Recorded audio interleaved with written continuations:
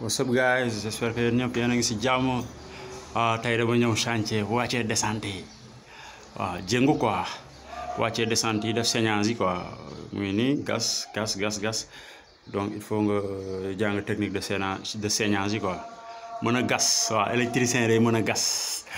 Raison pour laquelle souvent du ma nangu jël ay booy wala booy bon dina am naa ay booy yu may former mais du ma nangu jël comme par exemple élèves yi jóge ci centre de formation yi ak yooyu parce que d'habitude la plupart boo leen joxee marteau brin lii mooy marteau brin waaw boo leen joxee lii ils ont des difficultés quoi gis nga dama gas ba sama gant bi bënn na comprendre nga donc pour amul professionnel amul kii wala boog non da nga war a fay ay manœuvre yu lay gasal est-ce que dinañ gas li nga bëgg donc souvent il faut nga ñafe ko quoi yenn yi aussi bu nekkee tâche yi dafa gën a kii il faut tamit bon c'est impératif que da nga war a am équipe quoi donc loolu la mais yow mi jiite chantier bi nekk chef de chantier bi sax war nga mën lii pour bis boo gisul ku la main d'œuvre quoi nga mën a gérer sa bopp you know donc d'autant plus que tu gagnes parce que sport la aussi en même temps waaw mu ngi noonu donc nii laay def gas gis sa technique bi ce qui veut dire que même mun naa dugal ti bi bàyyi ko noonu ba dans 2 jours 3 jours su ma amee temps ma ñëw def siptage yi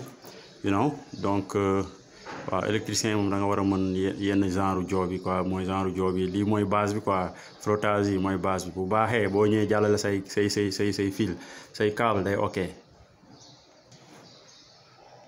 Sama gars yi donc dugal naa attente bi maanaam frotté naa tube bi quoi wàccee naa gis ngeen technique bi moo ko def dama ko lonk fële ci creux yi lonkaat ci creux yi lonkaat wàcc mu ñëw gis nga wàcc ba 7e brique parce que bon d'habitude bon Sénégal bon ñu si bëri quoi 7e brique la ñuy def interrupteur 1 2 3 4 5 6 7e brique ok